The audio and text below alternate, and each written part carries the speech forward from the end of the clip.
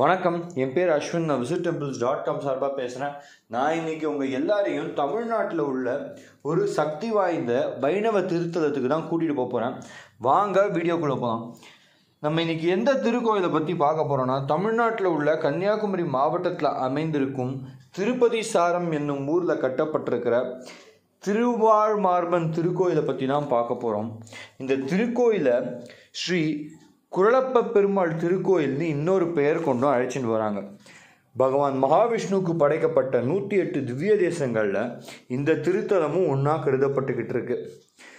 இந்த திருக்கோயிலோட மூலவர் யாருன்னு பார்த்தீங்கன்னா, திருவாழ்மார்பன் பெருமாள் தான் இந்த திருக்கோயிலோட மூலவராக இருக்கார். இவர் கமலவல்லி சமேதராக பக்தர்களுக்கு காட்சியளிக்கிறார்.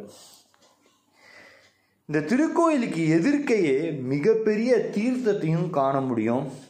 சித்திரை பிரம்மோற்சவம், நவராத்திரி, வைகுண்ட ஏகாதசி ஆகிய பண்டிகைகள் இந்த திருக்கோயிலில் வெகு விமர்சையாக கொண்டாடப்பட்டு வருது.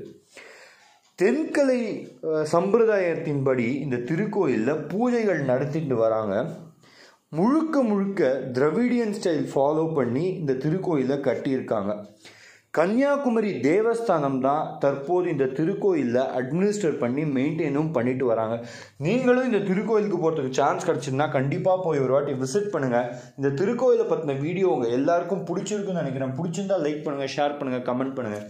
மறக்காமல் சப்ஸ்கிரைப் பட்டன் பக்கத்தில் இருக்கிற பெல் ஐக்கானை ப்ரெஸ் பண்ணி விட்டுருங்க. அப்படி ப்ரெஸ் பண்ணிங்கன்னா தான் நாங்கள் போடுற கோயில்களை பற்றின வீடியோ ஒன்று ஒன்றா உங்களை அடிக்கடி வந்தடையும். நன்றி, வணக்கம், மீண்டும் சந்திப்போம்.